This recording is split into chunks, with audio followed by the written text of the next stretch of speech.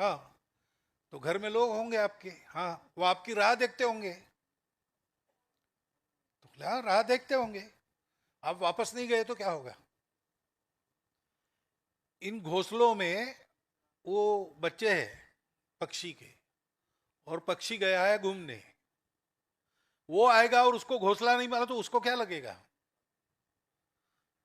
ये सोच के मैं इन घोंसलों को हाथ नहीं लगाता और आपको भी नहीं लगा दूंगा।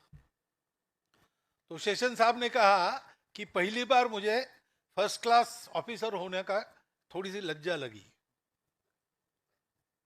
ये ज्ञान, जो बोध है उसमें और पांडित्य में ये फर्क है।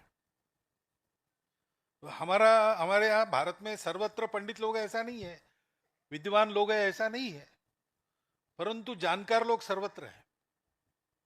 अशिक्षितों में भी है, छोटे बच्चों में भी है। इतना ये हमारा ज्ञान गांव गांव तक पहुंचाया गया पूर्वजों के द्वारा। कितने साल परिश्रम किया होगा?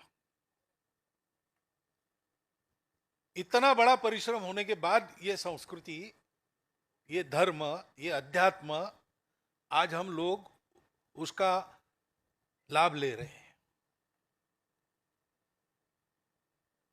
और वो ज्ञान ऐसा है कि उसकी सारी दुनिया को आवश्यकता है। क्योंकि अब 2000 साल दुनिया बहुत प्रयोग करती रही। पहले सब कुछ राजा को दे दिया। मैं दुनिया कहता हूं तो भारत छोड़ के बाकी दुनिया के बारे में बोल रहा हूं। तो राजा होने से ठीक होगा ऐसा उनको लगा, लेकिन बाद में राजा ही प्रजा को लूटने लगा।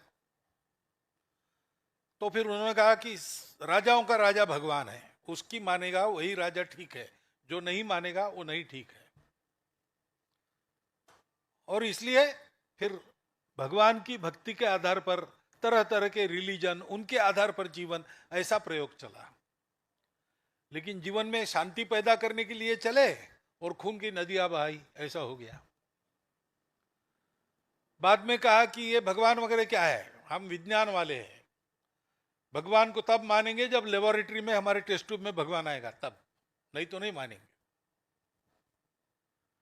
फिर विज्ञान का एक दौर चला, खूब सुख सुविधा उत्पन्न हो गई, लेकिन संतोष नहीं है। अभी भी दुख है, परिवार टूट रहे हैं, अपराध बढ़ रहे हैं, युद्ध शुरू हो जाते तो थमते ही नहीं, और युद्ध शुरू होना बंद कभी होता नहीं। जितना विकास हो रहा है उतना पर्यावरण ध्वस्त हो रहा है। अब 2000 वर्ष ऐसे प्रयोग चलने के बाद दुनिया लड़खड़ा रही है, और वो चाह रही है कि ये भारत का ज्ञान हमको मिले। भारत का ये कर्तव्य बनता है, क्योंकि भारत के जीवन का प्रयोजन वो है। भारत दुनिया में क्यों है? मोहम्मद इकबाल ने कहा,